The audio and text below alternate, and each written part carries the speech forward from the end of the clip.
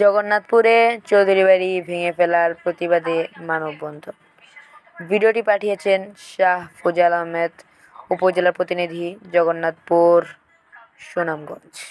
সুনামগঞ্জের জগন্নাথপুর উপজেলার রানীগঞ্জ ইউনিয়নের কুবাজপুর আহমদাবাদ গ্রামের ঐতিহ্যবাহী চৌধুরী বাড়ির পাকা বসতঘর এক্সকাভেটর মেশিন দিয়ে ভেঙে গুঁড়িয়ে দেওয়ার প্রতিবাদী ক্ষুব্ধ জনতার উদ্যোগে মানববন্ধন কর্মসূচি পালন করা হয়েছে। অদ্য 22 সেপ্টেম্বর রবিবার দুপুরে স্থানীয় শিবগঞ্জ বাজারে এই মানববন্ধন কর্মসূচি পালন করা হয়। এতে বক্তব্য রাখেন প্রয়াত শাহ নেওয়াজ চৌধুরীর স্ত্রী ভুক্তভোগী সোহেনা আক্তার চৌধুরী।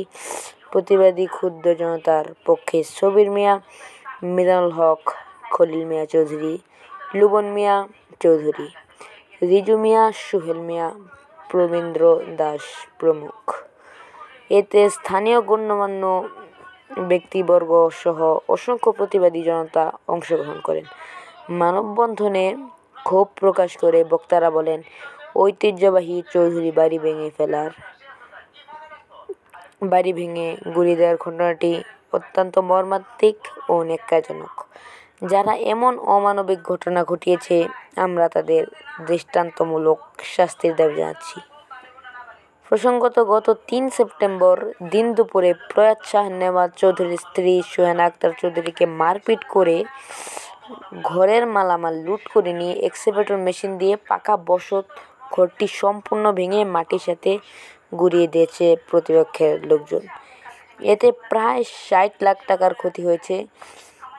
এ ঘটনায় ভুক্তভোগী সোহেনা আক্তার চৌধুরী বাদী হয়ে প্রতিপক্ষের আফাজ উদ্দিন চৌধুরী, এনামুল হক, রাজীব চৌধুরী, রাহিম চৌধুরী, নূর হেকিম, ইউসুফ মিয়া, দিলফর মিয়া, সাইফুল মিয়া, আলাল মিয়া, হাসন, আবুল মনসুর ওরফে মোরশেদ সহ 11 জনকে আসামি করে জগন্নাথপুর থানায় মামলা দায়ের করেন।